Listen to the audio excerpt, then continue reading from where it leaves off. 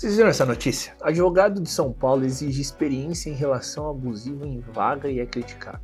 O que você acha disso? Você tem um escritório de advocacia que trabalha com casos que envolvem agressão, com casos que envolvem abusividade. E então você coloca no currículo esse pré-requisito.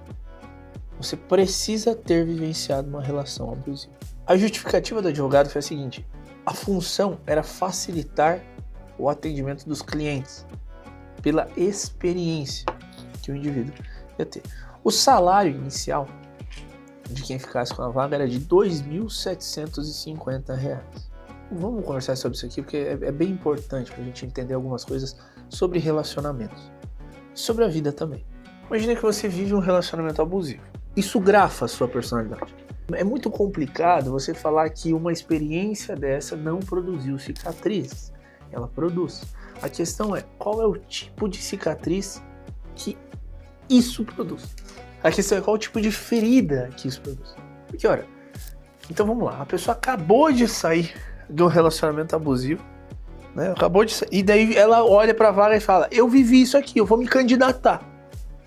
E daí ela é contratada. No momento em que ela é contratada, o que talvez o advogado não tenha percebido é a quantidade de gatilho que essa pessoa pode acionar analisando casos que foram exatamente como o dela. Ora, é evidente que o negócio pode sair como um tiro pela culatra, criando crises de pânico, ansiedade, sensações realmente complexas, lembranças absolutamente disfuncionais, gerando quadros e síndromes que vão além do que a beleza da fala tenta expor. Não é bem assim. Nem todo bom cirurgião que trabalha com questões que envolvem a saúde das pessoas precisa ter passado por demandas como aquela para ser um bom cirurgião. O sofrimento, ele é inevitável na vida e na existência humana. E uma pessoa que lida, por exemplo, com câncer não necessariamente desenvolverá empatia perante um cliente, um paciente, apenas se ela tiver passado por isso. Porque eu posso muito bem sofrer em outras áreas da minha vida e levar tudo isso para aquele contexto. Porque o sofrimento me grafa, o sofrimento me marca. Um sofrimento, quando ele não é em vão e ele ensina, ele te torna uma pessoa diferente. É óbvio que, olhando para ele, dá para entender o que o advogado quis fazer. Mas é o fruto de uma mentalidade absolutamente equivocada para pensar sobre trauma, para pensar sobre a própria existência humana. E também existe outro lado. Pode ser que fique mais empática exatamente por causa disso? Pode ser. Mas percebe como é algo desnecessário. E a gente é ótimo em criar contextos tentando enfeitar coisas que não precisam ser enfeitadas. Nós somos excelentes em fazer o que não precisa fazer e deixar de fazer o que é essencial de ser feito. Então, quer ir lá trabalhar como advogado júnior, ajudando pessoas e tal? Mas beleza, ótimo, né? Ótima forma de começar e etc. Mas não é por aí.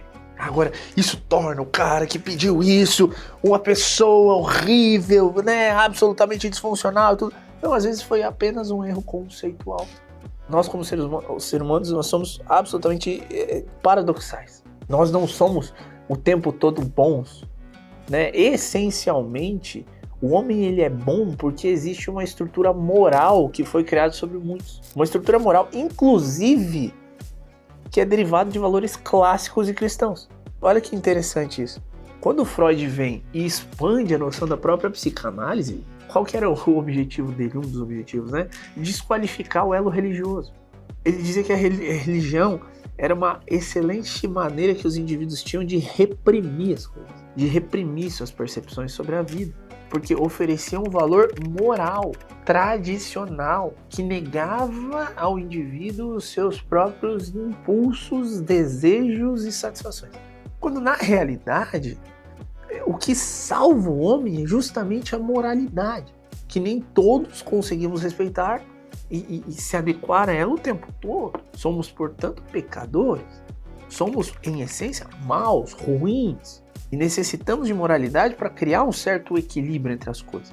Mas, voltando à notícia, especificamente ao que o rapaz sugeriu, não faz muito sentido, mas isso não torna ele uma pessoa ruim. E aí existe um outro hábito terrível do brasileiro. Em vez dele atacar uma ideia, ele ataca a pessoa. Por quê? Porque ele não tem argumento para atacar a ideia. Não seja essa pessoa. Nem aqui, nem nos seus relacionamentos. Entende? Quer debater?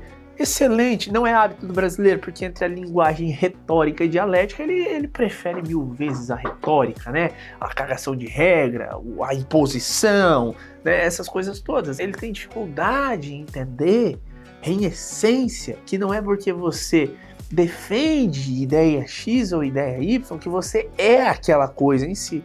Eu posso muito bem ser uma pessoa clássica, né, ter valores cristãos evocados e entender que algumas noções do progressismo não foram inadequadas.